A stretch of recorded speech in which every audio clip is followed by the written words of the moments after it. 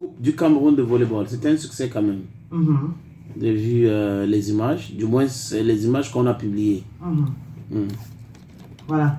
Donc, on a finalement des joueuses qui ont bien fait un match. Bon, à côté de cette rumeur, parce qu'il faut dire que jusqu'aujourd'hui, on ne sait pas trop ce qui s'est passé avec cette histoire de grossesse. On nous rapportait que 5 volleyeuses seraient tombées enceintes. Bon, après, il y a aussi d'autres images qui montrent toujours ces mêmes volleyeuses en train de dire non, ça ne vient pas de nous, on n'a jamais dit ça du monde, nous ne sommes pas enceintes et tout. Bon, et aussi de l'autre côté, on a Raoul Christophe Bia qui apparemment aurait fait une lettre d'excuse concernant toujours cette histoire. Apparemment, d'après lui, il aurait fait ça. Il est allé vite en besogne. Est-ce que tu as vu le document? Bon, j'ai vu, mais malheureusement, je sais pas, je n'arrive pas à retrouver. Peut-être demain, je reviendrai avec le document de Raoul Christophe Bia. Je vais dire sa lettre d'excuse. Voilà. Parce qu'il y a une plainte contre lui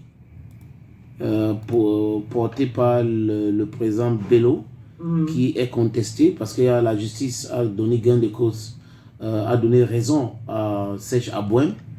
Mais bon, on attend voir. Voilà, j'ai retrouvé la lettre, sénateur. Mea culpa, Madame Emilienne, déjà ça commence, le grand reporter, l'information sans frontières. Mea culpa, Madame Emilienne Vogo, chef du centre des impôts. En tant que journaliste, mon rôle est d'informer, d'éduquer et de divertir. Je reconnais que par le passé, j'ai pu outrepasser ces fonctions en adoptant une ligne éditoriale partisane, ce qui a malheureusement nui à la réputation et au bien-être de plusieurs personnes, y compris votre famille. Je tiens à exprimer mes plus profonds regrets pour ces actes. Ça aurait été facile pour moi de fuir cette responsabilité en rejetant la faute sur ma hiérarchie de l'époque en disant « je n'ai fait qu'obéir aux ordres ». Mais cela serait une lâcheté pour un Camerounais quand on sait que dans l'ADN des habitants du continent, ils assument toujours leurs actes. Surtout, cela ne m'aurait pas servi de leçon.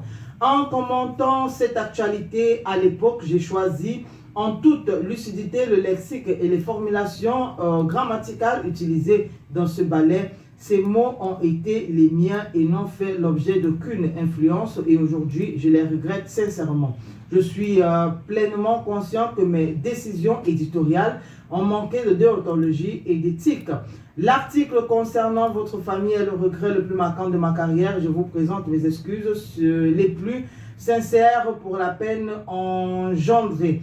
Bien que je ne vive plus au Cameroun, je ressens le devoir de vous adresser ces excuses car l'impact de mes actions, je ne le souhaite à personne. J'espère que vous acceptez cette démarche comme un signe authentique de ma réconciliation en gardant à l'esprit que l'aveu d'une faute est déjà un pardon demandé. Je m'engage à honorer les principes de notre profession et à agir avec intégrité dans toutes mes contributions futures. À vous, Madame Emilienne Vogo, à mon mentor, Monsieur Aimé Robert Bina, à Monsieur Mopa, ancien directeur des impôts, et à tous ceux que j'ai offensés, je vous prie de croire en la sincérité de mes regrets.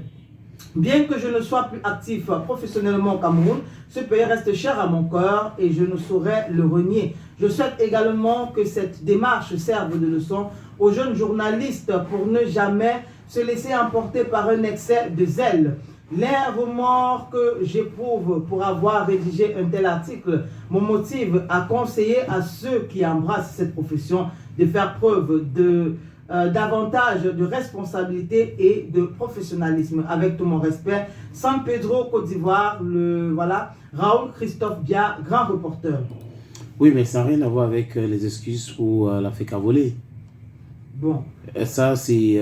il demande des excuses à une dame qui l'a heurté. Maintenant, on attend les excuses concernant la FECA volée. Parce qu'il y a une guéguerre dans cette fédération où M. Abouem a gagné le procès. La Cour suprême lui a donné raison. Et que de l'autre côté, il y a Bello, M. Bello Boudin, qui est soutenu par le ministre des Sports. Donc, il y a cette guerre qui est déclenchée là-bas. Et on attend voir quand est-ce qu'on va respecter la décision de la Cour suprême. Parce qu'il y a le ministère de Finances aussi qui a refusé d'ouvrir cette ligne budgétaire dont est matriculé le budget pour la FECA Volée dirigé par Bouden. Donc voilà, il y a tout cela. Maintenant, il y a eu la Coupe du Cameroun.